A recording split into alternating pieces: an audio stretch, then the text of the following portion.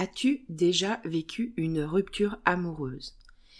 T'es-tu déjà retrouvé coincé dans cette tempête émotionnelle où se mélangent la colère, la tristesse, les regrets, même des fois on est entre c'est la meilleure solution et en même temps peut-être que on pourrait retrouver une manière de continuer ensemble, etc.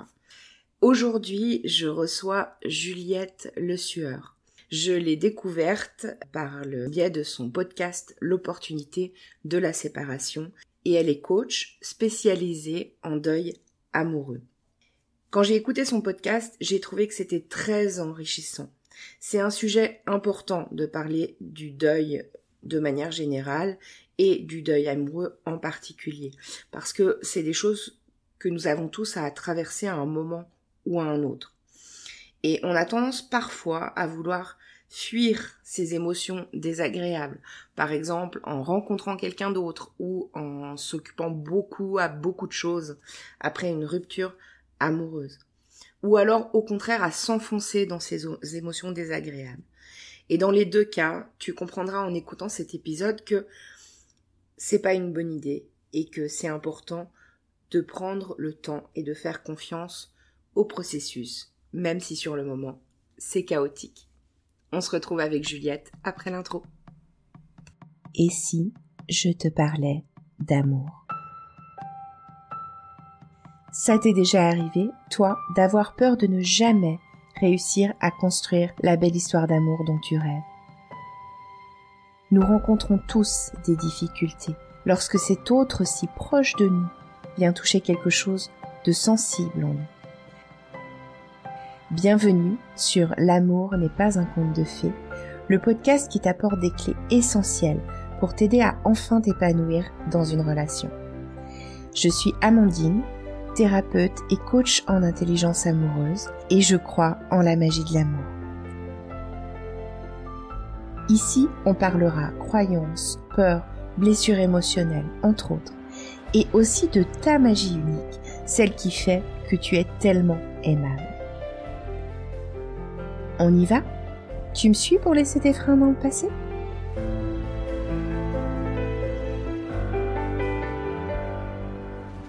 Bonjour Juliette.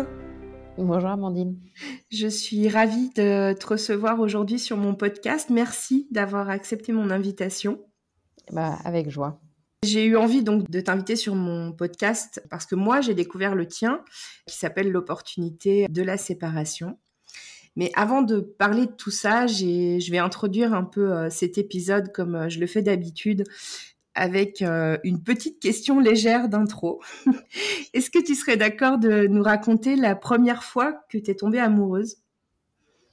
Ouais, alors c'est rigolo parce que je suis toute en émotion d'aller chercher ce souvenir-là. La première fois que je crois que je suis tombée vraiment amoureuse, j'avais 14 ans. Et ça a été une histoire très très forte qui m'a marquée vraiment, à laquelle j'ai mis fin parce que j'étais trop jeune et trop et voilà, et que j'avais envie de profiter de ce qui se passait, et puis que ce jeune homme dont j'étais éperdument amoureuse habitait trop loin de chez moi, et voilà. Mais ça a été une histoire tellement présente dans mon cœur pendant je sais pas, plus de 20 ans au moins. Qui, je pense, m'a quelque part peut-être empêché un peu d'aller pleinement vers les autres relations amoureuses après. Si je le rencontrais maintenant, ça vibrerait certainement encore un peu, tu vois. Ok. Tellement ça a été fort. Voilà. L'impact des fois des premiers émois amoureux et du premier sentiment amoureux. Ouais. Alors, je te remercie de nous avoir partagé ce volet de ta vie. Aujourd'hui, on est là pour parler de séparation, qui est peut-être un sujet du coup moins, en tout cas sur le papier comme ça, moins drôle, mais c'est quelque chose qui fait partie aussi de nos vies amoureuses à presque tous, je pense, au jour d'aujourd'hui. Je vais te proposer peut-être de te présenter un petit peu pour commencer, si tu veux bien. Et puis aussi, de nous raconter qu'est-ce qui t'a amené à accompagner des gens autour du deuil amoureux? Eh ben, aujourd'hui, j'ai 45 ans. J'ai 3 enfants que j'élève seule. Alors, il y en a une qui est partie de la maison, mais donc j'ai encore 2 ados à la maison. Voilà, je suis entrepreneuse. Je travaille à mon compte, tu vois, où j'ai pas de patron au-dessus de moi, et j'organise mon activité comme je veux depuis assez longtemps, en fait. Je dirais une petite dizaine d'années. J'ai fait de l'accompagnement à la personne. J'accompagnais les gens en fin de vie. Je faisais du maintien à domicile, où là, tu vois, je travaillais en direct avec les gens. Et voilà, et être autonome, je crois que c'était quelque chose de très important pour moi. Le salariat, c'était compliqué. Voilà, donc j'ai eu ouais, une bonne partie de ma carrière dans le social et dans l'accompagnement, en tout cas. J'ai accompagné beaucoup de publics en situation de vulnérabilité, autant enfants, parents, personnes handicapées, personnes âgées, des migrants, les enfants des personnes âgées aussi. Voilà, donc ça, c'est vrai que ça, ça se ressent en fait dans ce que je fais dans mon travail actuel. Et puis donc, j'ai créé une entreprise il y a un peu moins de 2 ans maintenant. J'ai créé au départ pour accompagner les personnes en situation de séparation. Et en même temps, j'avais une autre activité que j'avais mis en parallèle parce que de toute façon, les deux me faisaient kiffer. Et cette activité-là, c'est du conseil en entreprise et de la sensibilisation et de l'éducation à l'urgence climatique. Et en fait, ce sujet finalement a pris la totalité de mon temps et j'ai pas pu développer l'activité de coaching pour les personnes en situation de séparation. Voilà, donc actuellement, là, je ne fais plus que du conseil en entreprise et je fais des choses aussi pour le grand public et les associations. Ok. Donc nous aujourd'hui, on va parler plutôt du coup du volet coaching et deuil amoureux, Ouais. qui est un sujet que même si, comme tu viens de nous le dire, t'as pas, enfin t'es parti plus dans l'autre partie de ton activité, mais qui est un sujet que tu connais bien. Oui. Qu'est-ce qui t'a donné envie d'accompagner en coaching autour du deuil amoureux? Ben, en fait, c'est un peu quelque chose qui s'est fait de façon organique. Tu vois, moi, j'ai divorcé la première fois, j'avais 22 ans. Mhm. Deuxième fois, j'avais moins de 30 ans, je devais avoir 29, quelque chose comme ça. Après ça, j'ai encore vécu d'autres séparations amoureuses. Et en fait, la séparation, c'est un peu l'histoire de ma vie, quoi. Et il se trouve qu'à un moment donné de ma vie, j'avais pas mal de couples autour de moi. Et à partir du moment où il y en avait un qui se séparait, il y avait une des deux personnes du couple qui se rapprochait de moi. Et en fait, on rentrait dans un accompagnement. Il y avait un espèce de contrat tacite comme ça, où on se voyait régulièrement autour d'une tisane, d'une bière ou d'un café. Et en fait, c'était implicite. Le sujet de conversation, c'était où est-ce que tu en es dans ta séparation. Et ça a duré à chaque fois quelques mois, jusqu'à un moment où je me suis dit, finalement, je suis à l'aise avec ça. Alors, j'ai une copine aussi qui m'a dit, qui m'a fait ce retour-là en me disant, mais t'as pas conscience de la qualité des conseils que tu donnes, c'est hyper précieux, ce temps que je passe avec toi. Où, voilà, elle m'a dit, enfin, voilà, c'est incroyable, ça me permet d'avancer nos petites conversations. Et là, moi, je me suis sentie un peu démunie. Je me suis dit, mais en fait, je les aide, mais je vois bien que je suis pas pro. Je vois bien que des fois, je fais pas du bien. Et j'avais pas envie de ça. Donc, c'est pour ça que je suis repartie en formation, là. Et je me suis formée en PNL pour pouvoir être dans une meilleure posture d'accompagnement et puis pour continuer de guérir mes propres blessures pour pas les faire peser sur ces gens qui venaient me voir et qui, eux, étaient en plein dans la tourmente. Et en fait, il y avait un truc de pas très juste où je me rendais compte que en fait, j'étais encore vachement en colère pour ces histoires de séparation. Enfin, je me mettais encore dans une position de victime parfois. Enfin, voilà, où j'étais pas complètement dans l'écoute. Enfin, même encore maintenant, l'écoute, ça peut être quelque chose de compliqué pour moi. Enfin, non, c'est pas que c'est compliqué, mais je pense que des fois, je suis pas dans une écoute vraiment juste et attentive. Mais voilà, ouais, ça s'est fait un peu tout seul, comme ça, pas malgré moi parce que j'étais consentante dans cette affaire, mais voilà, ça s'est fait comme ça, un peu où tu vois, je savais que je voulais entreprendre, je savais que je voulais être à mon compte, je voulais créer une entreprise, je savais pas vraiment quoi et puis à un moment donné, il y a un des mentors, avec lequel je bossais qui m'a dit: «Mais Juliette, les gens viennent te voir pourquoi?» Et Mmh. effectivement, les gens venaient me voir pour ça. Mmh. OK, et tu parlais là, tu disais, à un moment donné, je me suis rendu compte que, j'étais encore vachement en colère. Et j'imagine que quand tu parles de ça, tu parles de des séparations que toi tu avais vécues, dans le passé. Ouais. Alors ce qui nous montre bien effectivement que, alors j'ai envie de dire, on va sûrement en parler un peu plus tard, mais de l'importance de faire son deuil, correctement et de guérir correctement les blessures Ouais, qui sont dues aux séparations ou qui se réveillent dans les séparations. ouais. Je sais pas comment tu vois les choses par rapport à ça. Toi, tu dirais que ça a été quoi ton plus grand, défi suite aux séparations que tu as vécues? Ça a été de sortir de la position de victime, de prendre pleinement ma responsabilité. Tu vois, moi, j'ai vécu des situations où j'ai été sous emprise, Mmh. j'ai vécu le harcèlement moral et j'ai rencontré dans mon parcours des gens qui me disaient: «Mais tu n'es responsable de rien, c'est toi la victime, tu n'as pas à te remettre en question, c'est l'autre, c'est l'autre, c'est l'autre» Mmh. et en fait, c'est faux. C'est faux. Moi, j'ai quand même donné mon consentement à ça. Dans mon attitude, dans mes paroles, dans mes gestes, j'ai fait ce qu'il fallait pour que ça donne, l'autorisation à l'autre d'être dans l'attitude, qui était malsaine dans laquelle il était. Mmh. Ouais, c'est intéressant et important, je pense que tu dises ça parce que, c'est vrai que, a je pense que tous plus ou moins en tant qu'être humain, quand on est vraiment en situation dans le genre de situation que tu décris là, alors on a sans doute besoin, je pense dans un premier temps, tu vas me dire ce que tu en penses, de reconnaître notre statut de victime dans la situation.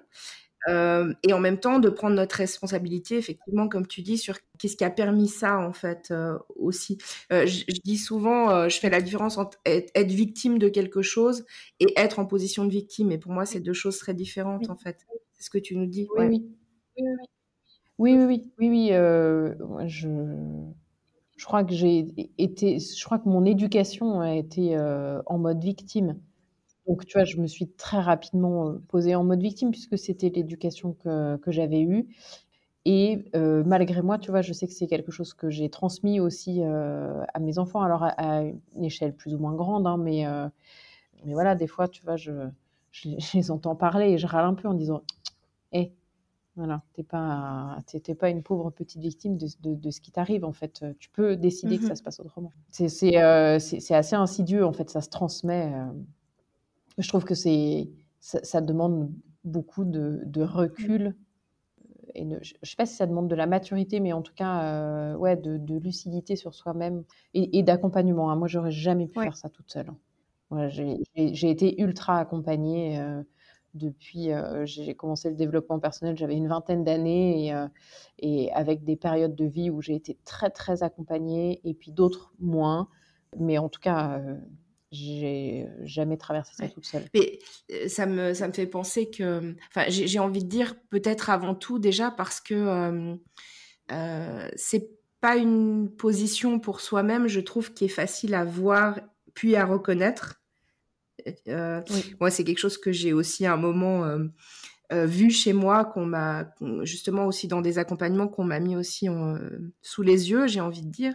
Et bon, au début, ça fout un mmh, petit peu une claque, c'est pas forcément super évident. ouais, ouais. Donc ouais, je suis bien d'accord avec toi sur la nécessité d'être accompagné. Et Mmh. pourquoi tu penses que c'est important justement de reprendre sa responsabilité par rapport à ce qu'on a vécu dans nos relations passées? Et ben, je crois que moi, ça m'a Mhm. libérée. Hem, c'est enfin, ça m'a libérée et en même temps, à chaque fois, ce que j'ai ressenti, c'était de la joie profonde. C'était très Mhm. étonnant, très, très étonnant. Tu vois, quand j'ai reconnu, ouais, quand ça m'est arrivé d'écrire des mails, tu vois, en disant je suis désolée, vraiment j'ai merdé, je me rends compte que. Bah, tu vois, par exemple, ça m'est arrivé de faire ça avec mon ex-mari. Et je me suis mis en position de vulnérabilité parce que il y avait quand même la possibilité qu'il me le refoute dans la gueule en disant bah, je te l'avais bien dit, hein, ma pauvre grognasse, ça fait des années que je te le dis. C'est pas vrai, il dit, c'est pas comme ça. Il y avait ce risque-là et en fait, je sais pas pourquoi, mais dans mon positionnement, en fait, il a juste répondu je mesure à quel point ça a pu être difficile pour toi de m'écrire ça et je te remercie. Et en fait, à partir de là, mais ça s'est apaisé. Donc, tu vois, un apaisement pour moi, un apaisement dans la relation, parce que bah, effectivement, quand il y a des enfants au milieu, c'est quand même sympa que la relation soit apaisée. Et puis ouais, ce truc de joie profonde que je n'explique pas. Hein. Voilà, enfin, ça m'est encore arrivé très récemment, là, tu vois, de reconnaître un truc où vraiment j'avais merdé, quoi. Et de dire, ben non, mais voilà, j'ai pas assuré. J'ai pas assuré et c'est pas de ta faute, voilà, c'est moi, j'ai pas assuré. Et de ressentir ce truc c'est juste de dire, ok, ma position, c'était pas la bonne et je reconnais que j'étais pas dans quelque chose d'équilibré, d'équitable.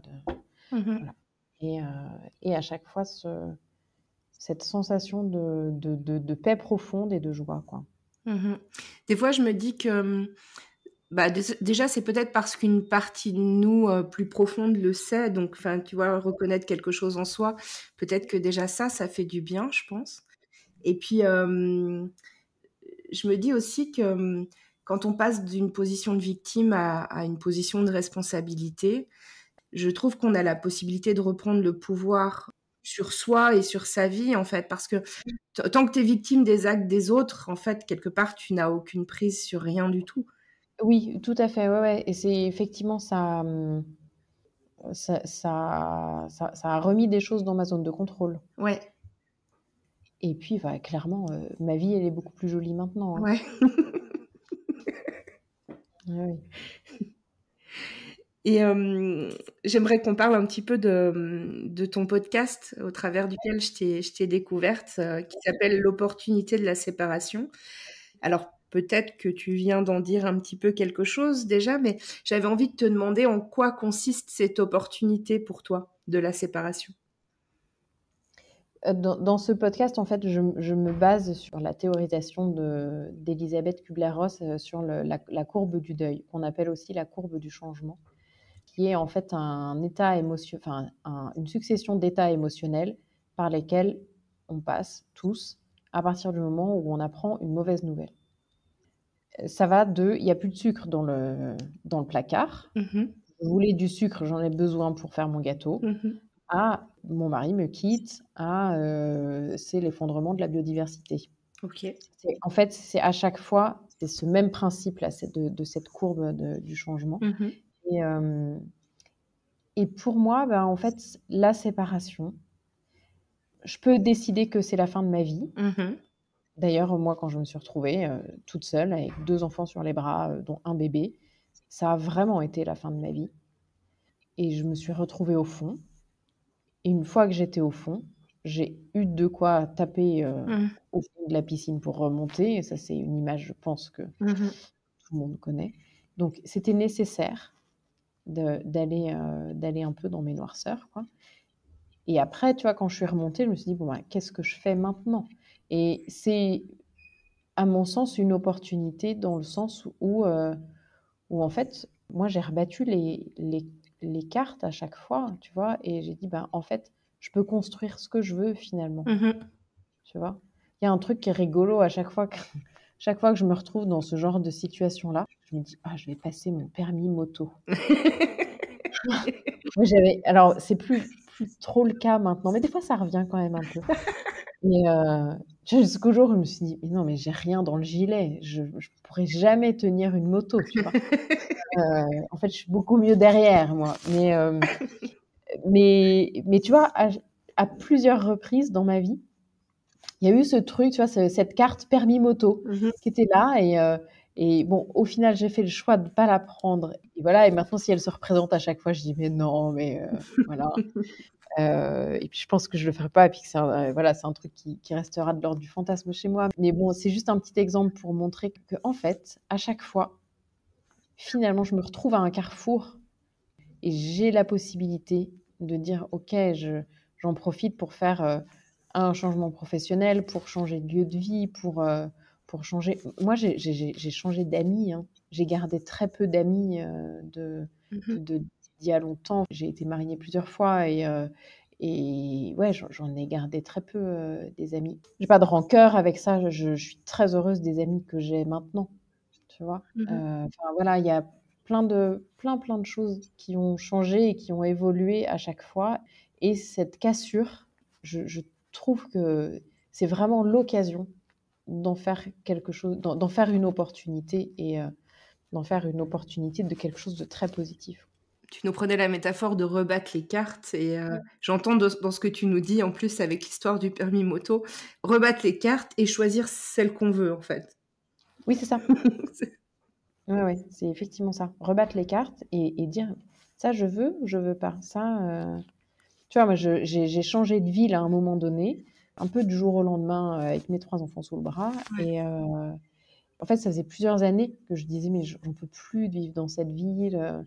Puis je restais parce que il y avait le père de mes 2 aînés qui était là et que voilà, le papa de la troisième était plus dans la ville, enfin, il était déjà loin. Mais tu vois, je m'étais dit: «Bon, bah, s'il y en a au moins 2 sur 3 qui ont leur papa à côté, ben, je le fais, quoi». Et puis à un moment donné, il y a eu, je sais plus quelle rupture, je me demande si c'était pas une rupture de contrat de travail ou un truc comme ça, tu vois? Mais à nouveau une rupture dans ma vie qui a fait que je me suis dit: «Non, mais en fait, là, cette ville-là, cette vie-là, moi, j'en veux plus. J'en veux plus». Et de dire: «Et si j'envisageais autre chose?» Et ce «et si», enfin, chez moi, en tout cas, il m'a laissé la possibilité d'ouvrir un champ de possibles, quoi. Tu vois? De me dire: «Eh mais et si finalement j'habitais dans une ville que j'aime bien, dans un endroit que j'aime bien, qui serait porteur pour moi?» Tu vois? Et d'imaginer le truc et de dire: «Bah, ouais, en fait, ça marche, quoi». Alors, bon, pareil, à chaque fois, enfin, tu vois, dans cette situation-là, je j'ai pas été toute seule. Je me suis fait accompagner, j'ai pris le temps de discerner, enfin le temps. Non, sur ce coup-là, j'ai moi pas trop pris le temps, mais en tout cas, enfin, mais ça s'est fait vite et j'ai pas pris ma décision toute seule dans mon coin. Tu vois? Je suis allée, je me suis fait accompagner. Oui, je pense qu'à travers, enfin en tout cas, je peux beaucoup me reconnaître à travers tes mots. Enfin, après toutes mes séparations, je crois qu'il y a eu, alors certaines personnes parlent d'une phase de reconstruction. Moi, à certains endroits, dans certains moments de ma vie, j'ai même eu l'impression que c'était des phases de construction. Je sais pas si on peut aller jusque-là, parfois. Et de manière, je pense, plus ou moins grande. Enfin, moi, je me réfère alors moi, je suis pas partie, j'ai pas quitté un lieu de vie comme toi, mais ça pouvait aller de réorganiser tout mon appartement à changer de métier quand même une fois. Enfin bon, voilà, il peut y avoir quand même des choses, mais je crois que on a besoin de se retrouver soi ou de se trouver soi et de s'aligner ou de se réaligner en fait.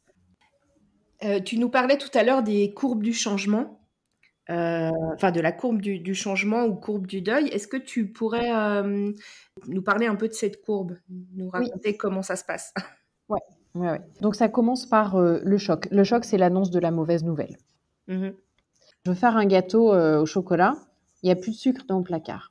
Donc là, c'est le choc. En plus, c'est dimanche, les magasins sont fermés. Mmh. Et donc là, je me dis: «Mais non, mais c'est pas possible!» Je suis dans le déni, je veux pas voir. Mmh.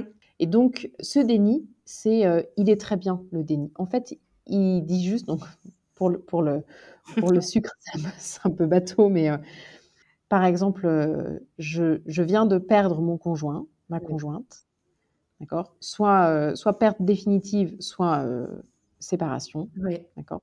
Le déni, c'est: «Mais c'est pas possible, Ouais. ça n'est pas possible». il va revenir, elle va revenir. Mhm. Elle va entendre raison, elle va se rendre compte que Mhm. c'est pas possible. Elle va se rendre compte qu'elle peut pas vivre sans moi. Elle va se rendre compte qu'en fait, elle est en train de tout péter, avec les enfants, machin. Mhm. D'accord? Donc il y a tout ce dialogue intérieur. C'est une réaction physiologique du cerveau. Le cerveau nous met en sécurité. Par le déni, il permet juste au cerveau de prendre le temps nécessaire pour envisager la situation. Mon conjoint est parti. Ouais. En fait, c'est ça. Tu vois, moi, là, maintenant, je travaille dans la transition écologique, donc il y a beaucoup de déni. Donc, je fais de la formation aussi et je dis toujours à mes stagiaires que c'est OK le déni. En fait, d'avoir quelqu'un en atelier qui est dans le déni, c'est juste qu'il est en chemin. Et voilà, c'est juste une étape normale, physiologique. Mhm. Donc, après le déni, il y a la colère. Parce que donc, le déni, ce temps-là, il a permis de pouvoir entendre le message.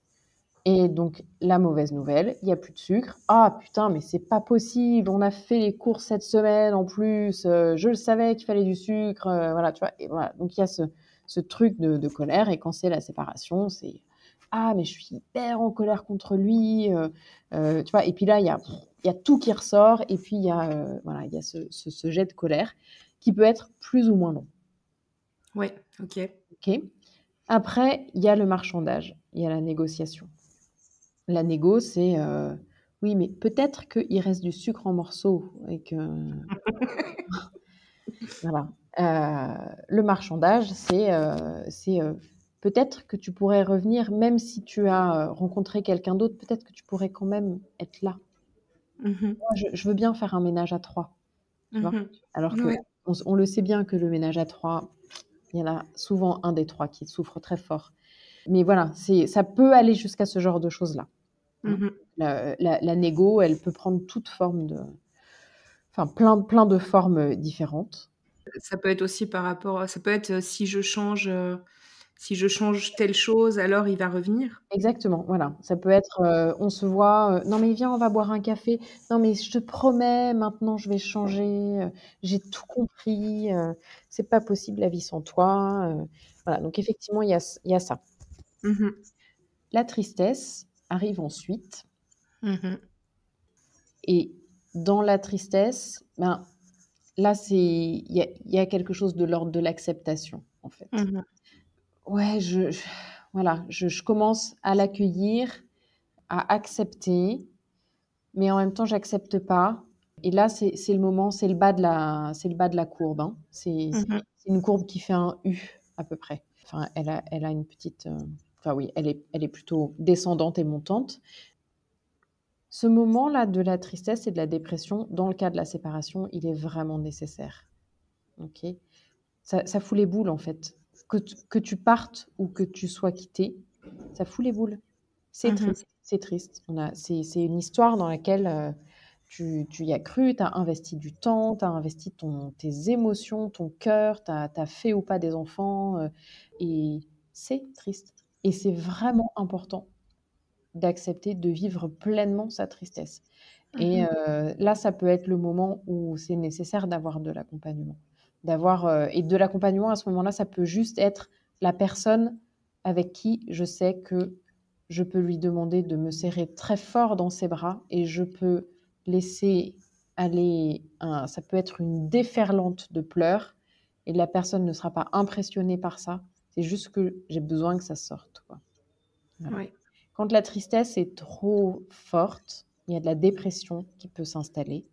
Mhm. Ce qui est important à ce moment-là, donc c'est pareil, c'est normal, c'est physiologique. Ce qui est important, c'est que cette dépression, elle ne dure pas trop longtemps. Et c'est à ce moment-là que ça peut être nécessaire d'appeler à l'aide. Mhm. Voilà, tu vois, et typiquement, moi, l'an dernier, j'ai eu une très forte période de dépression. Mhm. Et c'était rigolo parce que d'ailleurs, c'était après avoir enregistré un épisode sur la dépression. Et Ok.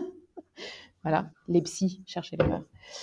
Euh, et je me suis laissée aller. Et puis, à un moment donné, je me suis dit, là, je peux plus. J'ai besoin. Là, j'ai besoin d'aide. Et donc, j'ai envoyé un message à un ami qui est thérapeute, mais enfin, tu vois, que j'ai sollicité en tant qu'ami, pas en tant que thérapeute, mais voilà, je savais qu'il avait cette casquette-là, en lui disant là, j'en peux plus, vraiment, j'ai besoin d'aide parce que là, c'est le fond du fond. Et voilà, et pour la petite histoire, il m'a renvoyé un message, j'avais laissé un message vocal, il m'a renvoyé un texto en disant j'ai reçu un message a priori de toi avec une voix d'outre-tombe. Le message fait vraiment peur. Je voulais juste m'assurer que c'était vraiment toi et que c'était pas tu sais, une connerie où Oui. on va te demander après de l'argent, machin. Et donc j'ai dit bah non, je suis désolée de t'avoir fait peur, mais c'est vraiment moi. Et voilà, donc bon, juste pour dire que cette période-là, c'est OK de la ressentir, Mhm. c'est normal de la ressentir, elle doit juste pas s'installer. Parce que Oui. si elle s'installe, après, elle devient pathologique. Et là, quand ça devient pathologique, par contre, c'est beaucoup plus compliqué et beaucoup plus long de s'en sortir. Mais quand on met en place de l'accompagnement, à ce moment-là, petit à petit, tout doucement, on arrive à l'acceptation. Ok. L'acceptation, c'est bon, bah, OK, il n'y a pas de sucre dans le placard. Il va Mhm. falloir que je fasse autrement pour faire mon gâteau. D'accord? Et c'est, ben, OK, je commence à envisager la vie autrement. Mhm. Voilà. Il s'est passé X semaines, X mois. Et effectivement, en fait, j'arrive à vivre. J'arrive à avoir suffisamment d'argent pour faire vivre tout le monde ou pas. Tu vois, parce que c'est une réalité aussi. Hein. Quand il y a séparation, il y a une vraie paupérisation des femmes. Mhm. Moins le cas pour les hommes. Mais voilà, les femmes, elles perdent énormément au niveau matériel. Donc Mhm. voilà, donc ça peut aussi être une composante très forte dans Mhm. le vécu de la séparation. Mais voilà, mais ça peut être ben, OK, j'arrive pas à boucler les fins de mois, je demande de l'aide. En tout cas, en France, on a la chance d'avoir beaucoup d'aide. Moi, j'ai élevé 3 enfants avec des minima sociaux et j'ai des enfants qui font des études supérieures maintenant Mhm. et qui sont bien et pour Mhm. qui ça fonctionne bien, quoi. Donc voilà, donc c'est énergivore, mais c'est possible. Ouais. Et après ça, il y a la découverte du sens. La découverte du sens, c'est ah ben il y a plus de sucre. Et si je faisais un gâteau sans sucre avec que du chocolat, qu'est-ce que ça va donner? Tu vois? C'est et si je mettais du miel dedans? Et la découverte du sens, c'est et si je reprenais cette formation qui me faisait rêver? Mhm. Je passais mon permis moto. Mhm. Tu vois? Ah mais voilà, ça ce qui se passe là, ce que je vis là, en fait, ça a du sens parce que, tu vois, tout ce qui a été traversé avant, toute la vie qui a été vécue, avant. Voilà, tu vois? Moi, je fais un podcast sur l'opportunité de la séparation parce que je me dis: «Tout ce que j'ai vécu, ça peut pas rester comme ça sans rien. Il faut que ça serve à d'autres femmes». Tu vois? Moi, j'ai tellement galéré, voilà, je suis encore en galère de vie amoureuse, hein, enfin, non, c'est pas que je suis en galère, c'est que je crois que je me suis fermée et qu'il y a tu vois, un côté de moi qui aimerait beaucoup, puis il y a un côté de moi qui dit: «Non, mais laisse tomber» et en même temps, je suis convaincue de la beauté de la vie de couple et tout ça, donc bon, voilà, tout ça pour dire que je crois que chacune, on arrive à trouver le sens de cette histoire, quoi. Et à la fois à redonner du sens à sa vie. Et redonner du sens à sa vie. Et après, une fois qu'on est là-dedans, donc là, on a déjà commencé à remonter la courbe. Mhm. Et alors là, on passe à l'action. Et quand on est dans l'action, et ben voilà, c'est la joie, c'est la paix. Voilà, c'est typiquement moi actuellement, j'ai vraiment la sensation de vivre une vie qui est alignée avec mes valeurs. Et voilà, et avec tout ce que j'ai fait, bah en fait, tu vois, je me suis tellement investie dans ma vie pro, dans les projets. J'aurais pas pu faire ça dans un contexte de vie de couple, en fait. J'ai pas, tu Mhm. vois, ça a pris tout le temps, ça a pris toute mon énergie et je suis hyper heureuse de ça. Ouais. J'aurais pas pu, j'avais, mais peut-être que si, en fait, non, non, je suis pas très honnête de dire ça. Si, peut-être que j'aurais pu, mais En fait, on peut pas savoir, mais d'une manière ou d'une autre, ça t'a permis de te oui, réinventer voilà, en c'est tout ça, cas. exactement. Ouais, c'est ça qu'on J'ai eu pourrait dire. complètement la liberté de me réinventer. Ouais. Sans avoir à faire attention à l'autre et qu'est-ce qu'il va penser, à comment il vit ça, est-ce que ça va, est-ce que ça va pas. Ouais. Et petite curiosité, je me demandais si si ces phases, je vais expliquer pourquoi, mais je me demandais si ces phases, elles se passent toujours forcément dans l'ordre que tu nous as décrit. Oui, c'est une très bonne question. Ouais, parce qu'en fait, en tout cas dans mon expérience personnelle, j'ai pas l'impression que ce soit toujours le cas, ou des fois j'ai l'impression qu'il y a des Voilà, allers-retours. et oui, effectivement, oui, merci de poser la question. Donc on n'est pas du tout obligé de passer par toutes les phases. On peut Mhm, passer plusieurs fois par jour par les mêmes phases et on peut mhm. passer plusieurs fois par jour par toutes les phases, D'accord. d'accord? Parce que tu peux, être, hyper bien à un moment donné dans ta vie de femme, mais pas être bien dans ta vie de mère parce que, Mhm, je sais pas moi, il y a eu, une galère avec un enfant, enfin, tu vois, tu t'apprends, que ton enfant, je sais pas moi, a séché plein de cours, depuis des mois ou je sais pas mhm, quoi, tu vois? Tu passes par ce truc, le choc, le déni, na na na. Mais il n'empêche que dans ta vie de femme, peut-être que ça se passe très bien à ce moment-là, tu vois? Où tu es, mhm, dans ta vie professionnelle, tout ça. Tu peux être mhm. complètement épanouie, tu vois? Donc ça fait partie, des états, émotionnels, Mhm. et je trouve que c'est intéressant d'en avoir conscience pour juste pouvoir les identifier quand ils sont là et pouvoir, remettre un dialogue intérieur qui soit bienveillant et qui soit doux. Plus serein aussi, je dirais, par rapport au fait que c'est normal. J'ai entendu Ouais, ça ouais, tout à parce l'heure. que ça peut faire peur. Ouais, Ça peut faire peur, ouais, ouais. ouais. Et là, bah, bon, en fait, ce que tu nous expliques à travers l'exemple de il y a plus de sucre dans le placard, c'est que finalement, cette courbe du changement, on la vit, entre guillemets, tout le temps par rapport à plein de choses différentes. Et Ouais, que, bah, évidemment, suivant, comment je pourrais dire, suivant le sujet, ça va peut-être plus ou moins secouer, parce que peut-être qu'il y a plus de sucre dans le placard va nous secouer moins que je te quitte, c'est fini entre nous. Mais ça, on le traverse tout le temps. Donc, ce qui explique ta réponse aussi sur on peut le vivre plusieurs fois par jour, enfin, on peut vivre toutes les phases plusieurs fois par jour, ou pas toutes les phases, etc. et pas forcément dans le même ordre, hein. Et pas forcément dans le même ordre, ouais. Du coup, si je recentre sur le deuil amoureux, Mmh. c'est pareil. Donc, ces phases-là, alors, j'ai plusieurs questions, mais j'allais dire, ça veut dire que dans le deuil amoureux, ces phases-là, on peut les vivre plusieurs fois par jour, par exemple, Bah, ouais, et recommencer le lendemain. bah, oui, bah, ouais, Ou alors on peut avoir des grosses phases, je sais pas, une grosse phase de colère. les 2. Ok, donc il n'y a pas forcément d'ordre, et il n'y a pas forcément j'ai envie de dire, de nombre de fois où on va passer par telle phase, en fait, c'est Oui, ça? oui, oui. Mais ce dont on peut être sûr, c'est que tout ça, c'est un processus naturel Ouais, et oui, normal, oui. en fait. Ouais. Voilà, c'est ça. C'est un processus naturel, normal. À mon sens, c'est important d'en avoir conscience et de pouvoir juste l'identifier. Ouais. Et là où c'est important, c'est de surtout pas rester au fond de la courbe. C'est de Ouais. surtout pas rester dans la tristesse et dans la dépression.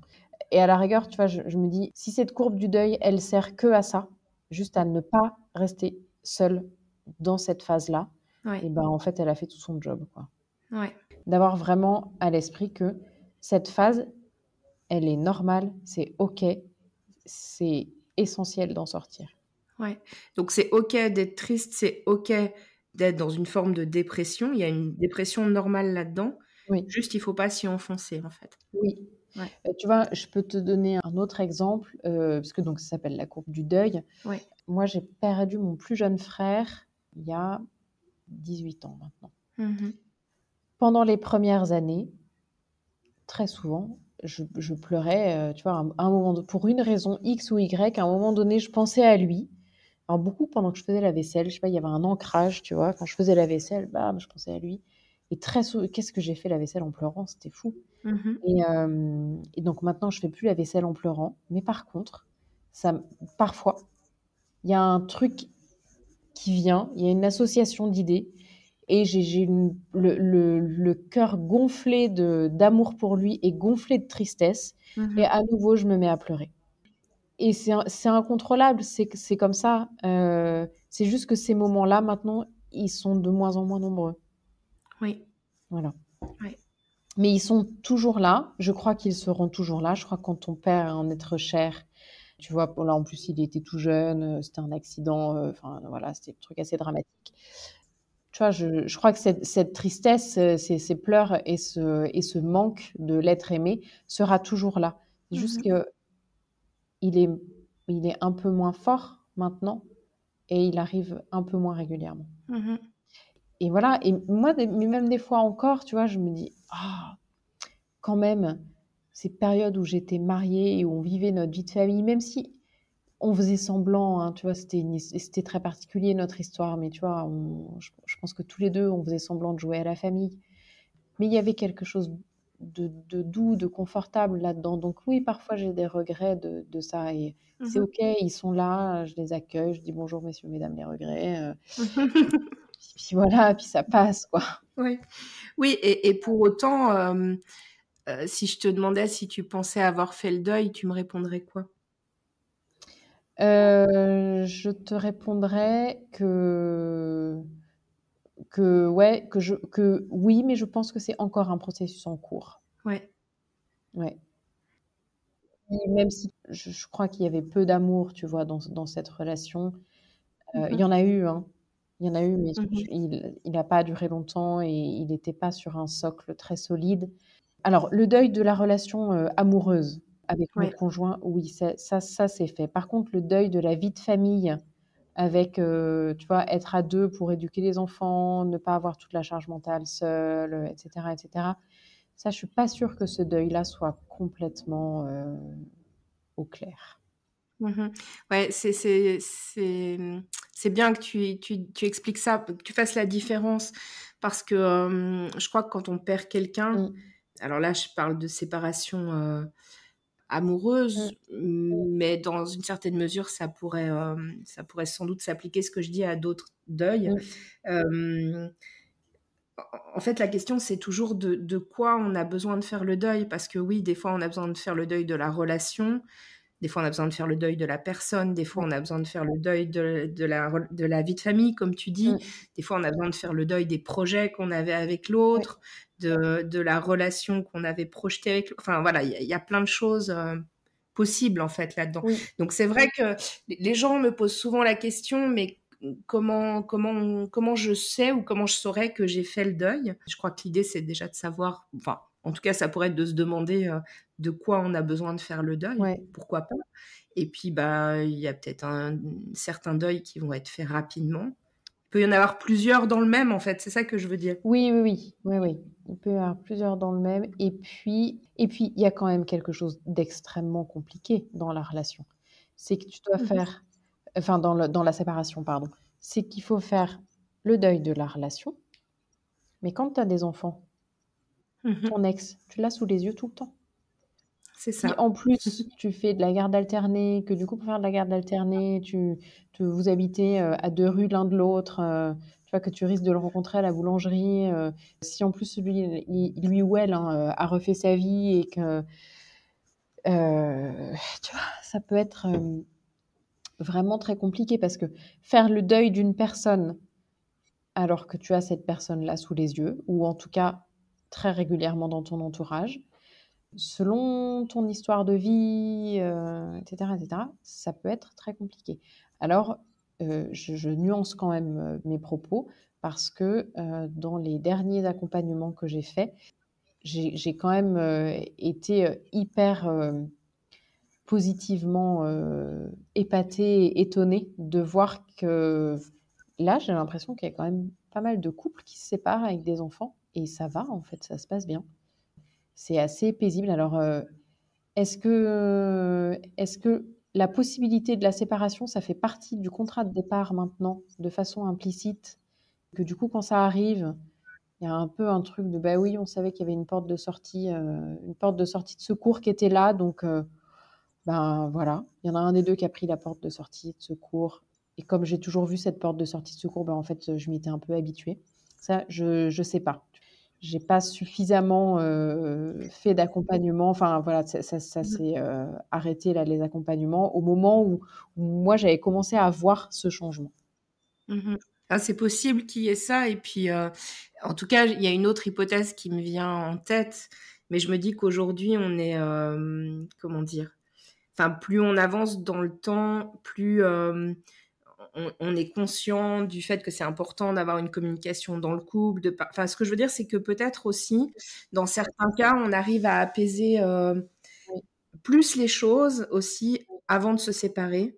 Et que du coup, ça peut amener des fois à des séparations plus sereines, entre guillemets, je sais pas. Mais après, je pense que chaque cas est vraiment différent et que des fois, il y a aussi besoin, je crois, que des séparations soient pas sereines. Oui. Des fois, il y a besoin de couper. Et Oui, oui. Alors moi, il y a une chose dont je suis intimement convaincue, hein, c'est que tout ce qui doit arriver arrive, et la façon dont ça doit arriver, c'est juste parfait comme ça, même si c'est extrêmement dur. Moi, mon Ouais. mari m'a quittée pour partir avec une femme qui avait 15 ans de plus que moi. Je t'assure que pour mon ego, ça a été Mhm. un peu compliqué quand même, hein. J'avais moins de 30 ans, j'étais plutôt canon encore à cette époque. Voilà. Ça a été ultra compliqué. Ouais. Et c'est parfait. Ça s'est passé comme ça devait se passer comme ça. Et c'est OK. Tu vois, pour moi, c'est Mhm. OK. Ouais. J'ai envie de te poser une dernière petite question Mmh. avant d'arriver à la fin de cette interview. Ouais. Est-ce qu'il y a une chose en particulier, au-delà de tout ce qu'on a dit, ou peut-être qui va résumer ce qu'on a dit, je ne sais pas, mais que tu penses que ça serait important que les gens entendent par rapport au deuil amoureux? C'est important de prendre le temps de le faire, je crois. Ouais. De pas se relancer tout de suite, dans une relation. J'ai lu des articles, là, c'est un peu la relation pansement. Moi, j'appelais ça les passeurs. Ok. Celles et ceux ils te font passer un passage, quoi. Ouais, ouais, ouais. Voilà, ou en tout cas, si tu es dans une relation comme ça, bah, c'est pas mal de le dire au départ, parce que si l'autre en face, il est super amoureux, ben, c'est compliqué, ça, voilà, c'est pas cool. Mhm. Mais ouais, le deuil amoureux, il me paraît essentiel quand la situation arrive. Et ce qui me paraît important aussi, c'est de l'accueillir, c'est de lui dire OK. Ouais, c'est de pas être dans une lutte, c'est Ouais. de dire OK, voilà, il y a la séparation, elle est là, je l'accueille, Mhm. je vais vivre ce que j'ai à vivre et ça va prendre du temps. Et d'avoir en tête que ça prend du temps. Mhm. Et Voilà. puis finalement, peut-être que moins on va lutter, plus on va accepter ce qui se passe et plus ça va comment dire, plus ça va se passer correctement en fait. Oui, oui, oui. Oui, alors là, plus il y a lutte, plus c'est intense, quoi. Ouais. Tu sais, c'est comme dans les vagues, quoi. Je veux dire, tu vois, quand tu te fais emporter par le courant, plus tu nages, plus tu t'épuises. Par contre, si tu acceptes de te laisser un peu balloter, à un moment donné, tu sors du courant, quoi. Voilà, bon, il y en a plein d'autres, hein, des images, comme Oui, moi j'avais l'image du boomerang, tu vois. Tu jettes le boomerang, genre t'essayes de lutter et de rejeter le truc que t'as pas envie d'avoir, et il te revient dans la figure. Moi j'étais un peu sur ce truc-là. oui, oui, c'est ça. Chacun ses images en fait, Oui, mais ouais. oui, alors ce qui est sûr et que moi j'ai vécu vraiment de nombreuses fois, Mhm. c'est que si tu profites pas de la séparation pour régler tes problèmes, alors dans régler tes problèmes, j'entends, pour moi la séparation, tu vois, tu disais tout à l'heure que ça pouvait faire ressortir des vieilles blessures. Mhm. Moi mes histoires de séparation, elles sont juste venues mettre en lumière, Mhm. les blessures d'enfance, les trucs transgénérationnels, tu vois, tous ces trucs-là, hein. Ouais. Et ben, ce qui est sûr, c'est que si tu prends pas ce truc-là à bras le corps, si c'est trop compliqué pour toi de regarder ça maintenant, c'est pas grave, c'est pas le moment. Mais par contre, sois juste bien sûr et certain que la vie te représentera la situation sur un petit plateau d'argent à un moment donné. Mhm. Et la vie, elle représente les situations jusqu'à ce qu'on soit prêt à les regarder et à les accueillir et à leur dire bienvenue. Voilà, tu sens pas bon, t'es pas jolie à voir, mais ok, je t'accueille, je veux bien te faire une petite place. Voilà, et oui, c'est aussi dans ce sens-là que la séparation, c'est une opportunité, c'est que ça nous donne vraiment aussi la possibilité de venir aller caresser les blessures diverses et variées qui nous façonnent depuis tout petit, quoi. Mhm. J'aime bien cette formulation, caresser les blessures. Effectivement. Et là, on est encore du coup sur le arrêter de lutter. Parce que souvent, les blessures, c'est pareil, c'est des choses qu'on a envie de jeter à l'intérieur de nous. Et caresser, ça amène quelque chose de beaucoup plus doux et qui s'apaise en fait. C'est ce que j'entends dans ce que tu dis. C'est pour ça que j'aime bien la formulation. Je vais la garder en tête. Avant qu'on se quitte, est-ce que tu as envie de nous partager autre chose que ce que tu nous as dit tout à l'heure sur ton actualité ou nous dire comment on peut te trouver? Oui, alors pour prendre contact avec moi, l'email, c'est ce qu'il y a de mieux. Je te le donnerai, tu le mettras. Je mettrai tout en note d'épisode, ouais. En note d'épisode. Instagram fonctionne aussi. Ouais, c'est ça. C'est les deux façons de me joindre le plus facilement. Email et Instagram. Ok, super. Merci beaucoup Juliette pour ce moment qu'on a passé ensemble. Merci à toi, c'était super agréable. C'était précieux cette discussion. Ouais. Et puis à tout bientôt. Merci beaucoup. Ouais, merci à toi. Bye bye. Bye.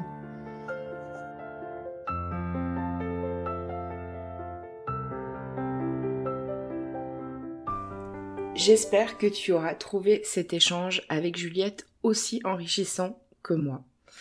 Ce que j'ai retenu particulièrement de cet échange et du deuil amoureux, c'est que c'est un processus et que c'est un processus qui est normal et qui est nécessaire pour se reconstruire, pour aller vers la reconquête de soi et qu'il y a à cet endroit une énorme opportunité, c'est de grandir, d'avancer et de se rapprocher encore davantage de qui on est à l'intérieur de nous.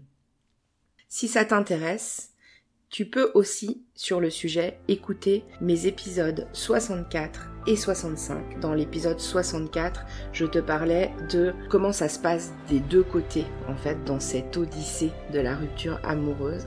Et dans l'épisode 65, j'ai donné des clés sur qu'est-ce qui peut mener à la rupture. Pour le moment, je te remercie pour ton écoute, parce que si le podcast existe et s'il continue à grandir et à évoluer, c'est grâce à toi. Je reste à ta disposition si tu as envie de venir échanger avec moi sur Instagram ou par mail. Et je te donne rendez-vous au prochain épisode. Prends soin de toi. Bye bye.